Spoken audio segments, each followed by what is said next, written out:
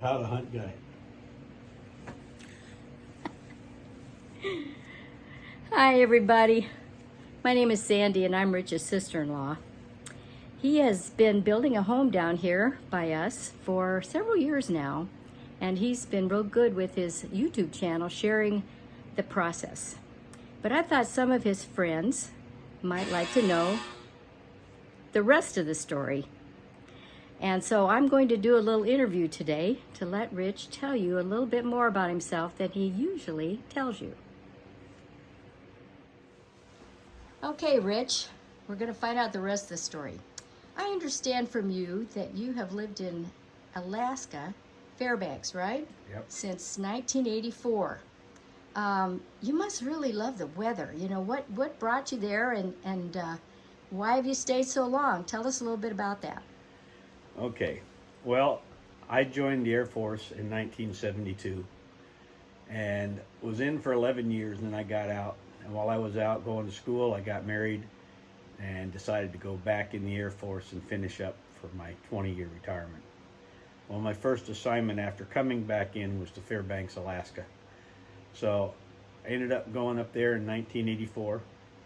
Newlywed, wife was pregnant, and we ended up basically staying there till I retired. I had a short 2 years in Arizona, but then we went back to Alaska on a job offer.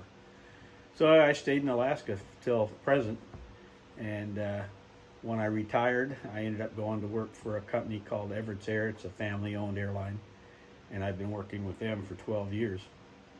And so that's why I'm still in Alaska. Okay, well, that sounds like an exciting time for you. So here we are in South Carolina. Tell us the steps from being in Alaska to deciding to settle here in your retirement.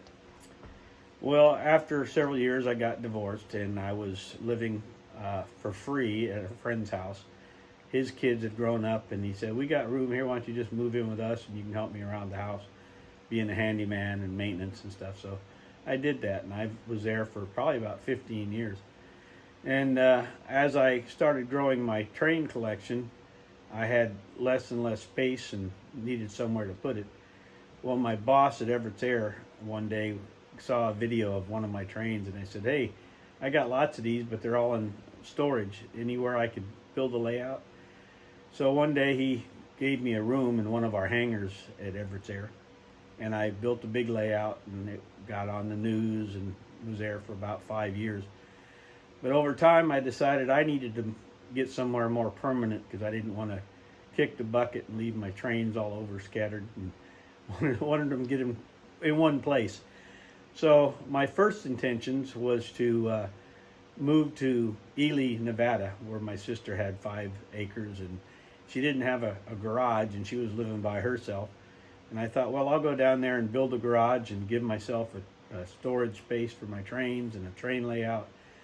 And so that was the intention. So about 4 years ago, we started talking about that. Well, before that all happened, my sister decided she was going to sell the house and move in with her daughter. So that fell through. Well, shortly after that, my brother, Sandy's husband, said, "Hey, why don't you buy the property next to me?" I was getting ready to sell it anyway. And so I had been down here to visit him just right around that time anyhow, and I really liked the area. It had big trees and a big pond out front, and just it was really beautiful down here. So I said, "Yeah, that sounds like a good idea."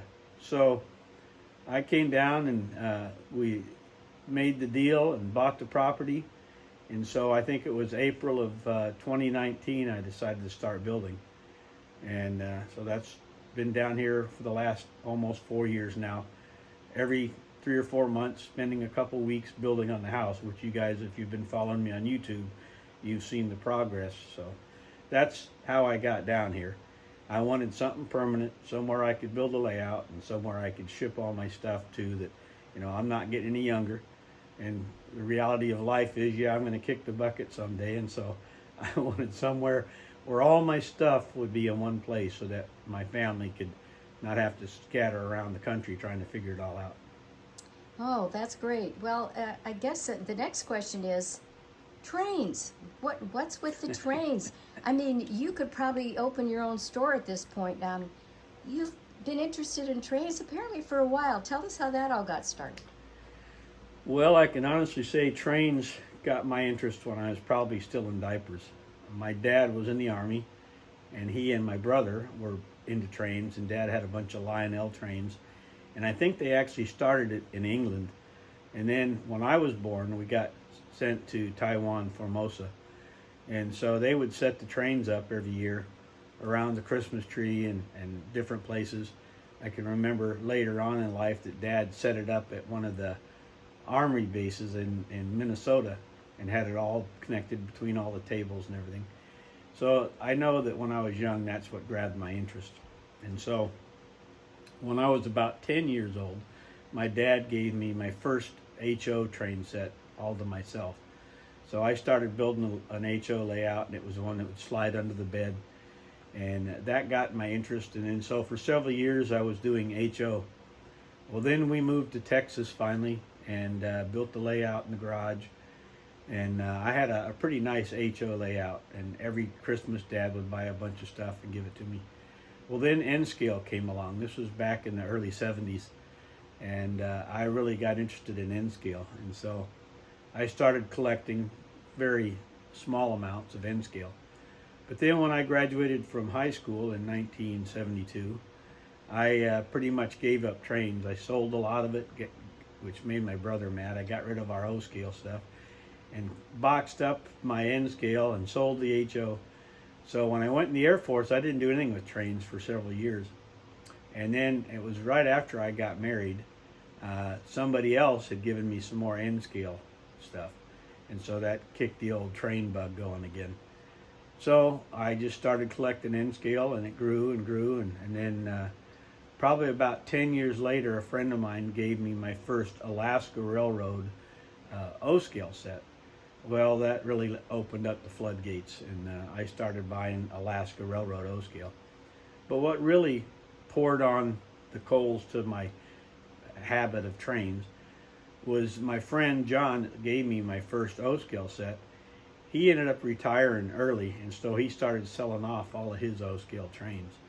And rather than try to sell them on eBay and lose a lot of money on postage, he started offering me all of his trains. And so I was single, making good money, and had a little bit of, well, actually quite a bit of expendable income.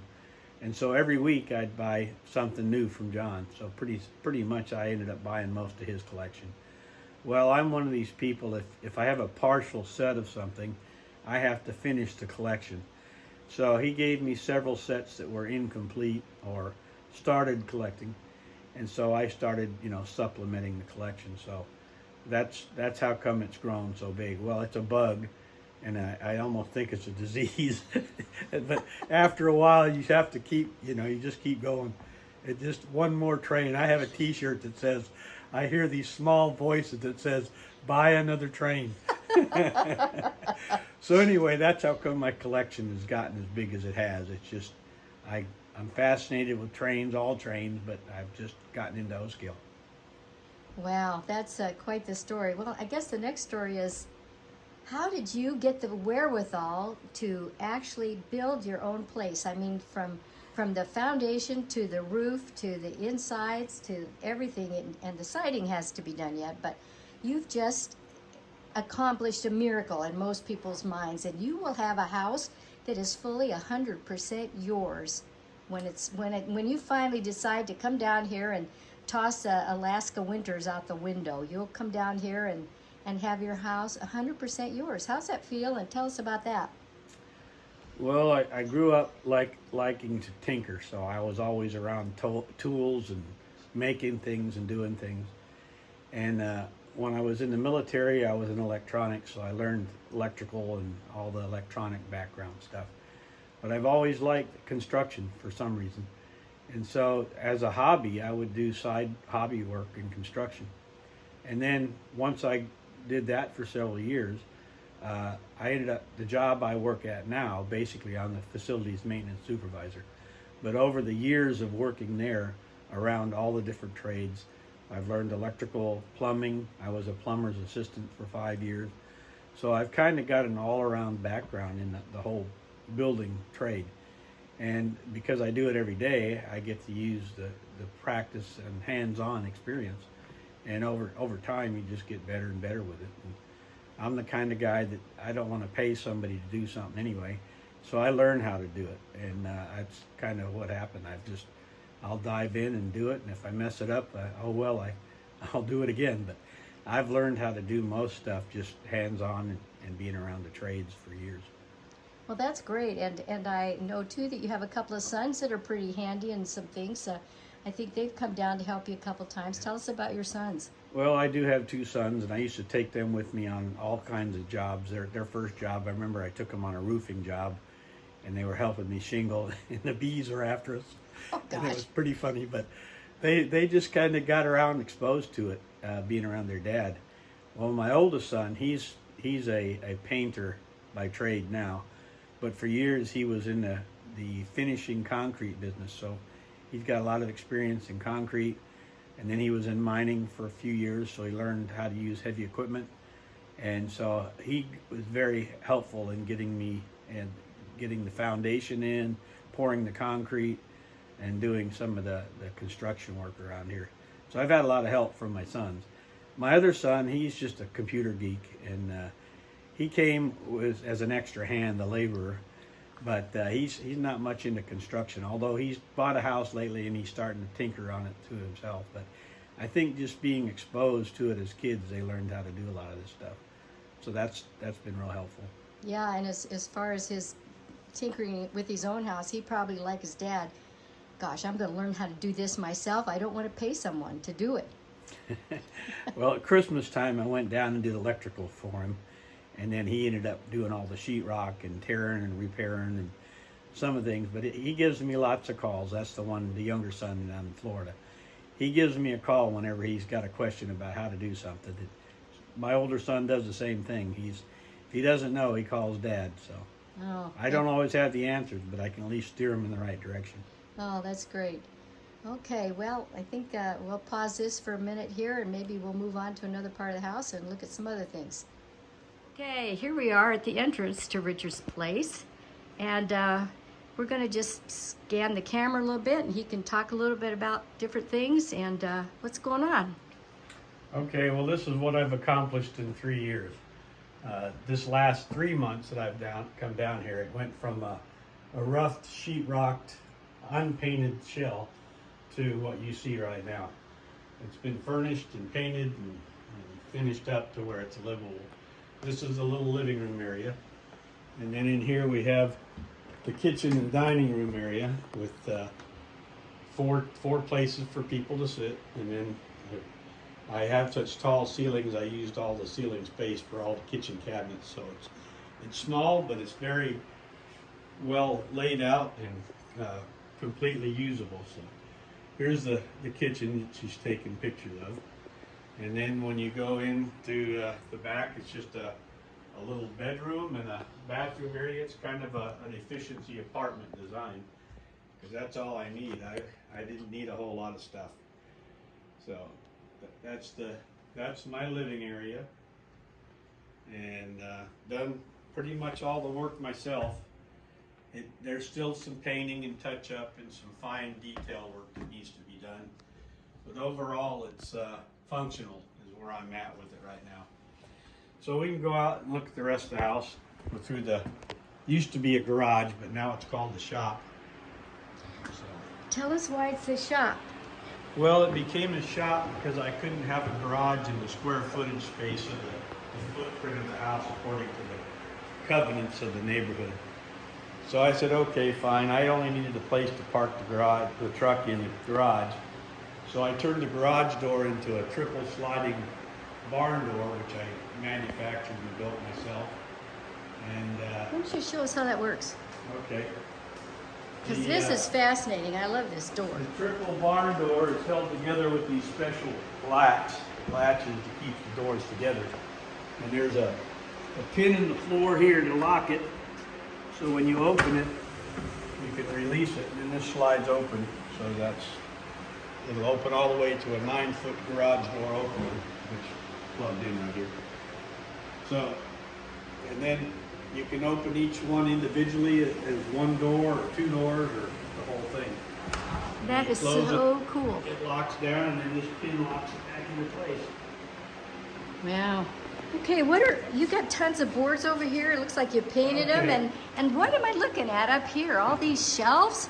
Well, all these shelves are for the storage for all my empty train boxes once I start unboxing all the trains. And I got a lot of trains, as everybody's seen in some of the videos. But once I get all the trains out of the boxes, I'm going to put them either on shelves, which will be these gray boards. They're going to get tracks screwed to them and screwed to the wall for display shelves. And then the rest of the stuff will be on the layout. But all the empty boxes and storage stuff has to get put somewhere, so it's going to go up here on these shelves. And these just got painted, so the track got ordered today, so soon we'll be putting the display shelves on the wall upstairs. Well, wait a minute. If this is a shop, why is there a big TV up there? And look, we got chairs. Well, there's gonna your have- laundry room. Boy, this is a very efficient space. This is going to have theater seats about where we're standing, so we can sit out here and watch movies and see train videos or whatever we want to Train do. videos. And of course, I had to have a laundry room, so I have a little freezer and a washer and dryer. Yep. All these tables that you see with the drill press, they're getting moved.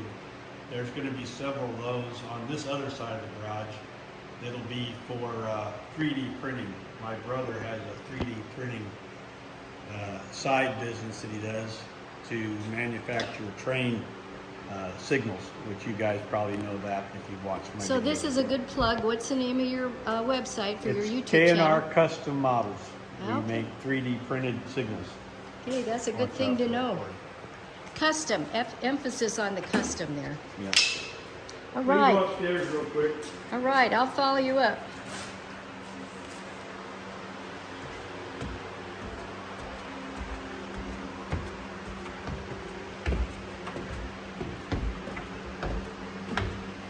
Still fixing and painting and doing some stuff, so there's stuff everywhere. But this is the train room. You probably saw the sign if you got a picture of it.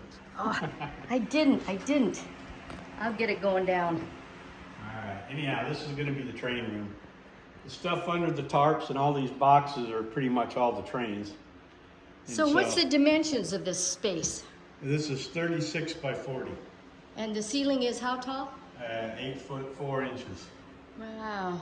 So you've got a big blank wall over here. What's your plans for that? Well, all those gray boards that you just saw downstairs, that's where all the display shelves are going to be.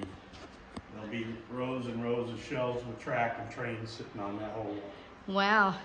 And Okay. if I run out of space, I can use some of this back wall. Yep.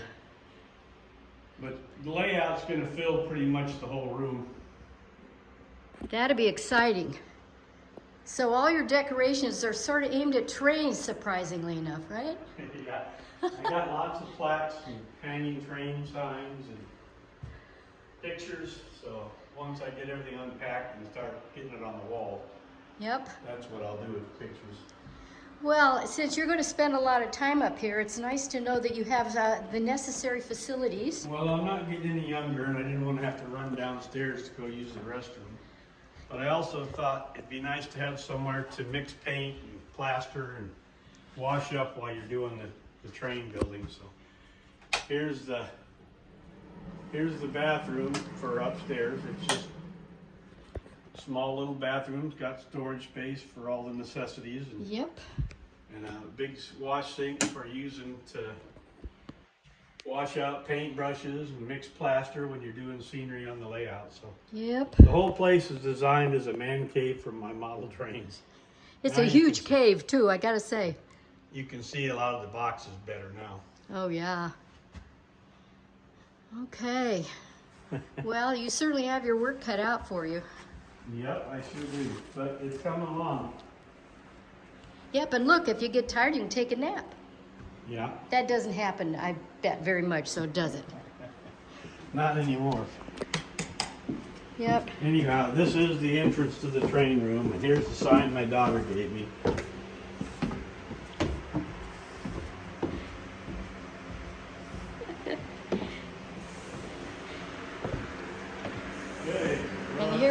downstairs again. Okay, folks, well, if you would like to comment on this video, I'm sure Rich would appreciate some comments. If you have any other questions, I bet he'd be glad to answer them for you. And so I will sign off now. And so now this is Thanks Rich. for watching, guys. Yeah, this is Rich's rest of the story. Yep. Thanks for watching, you guys. Keep following.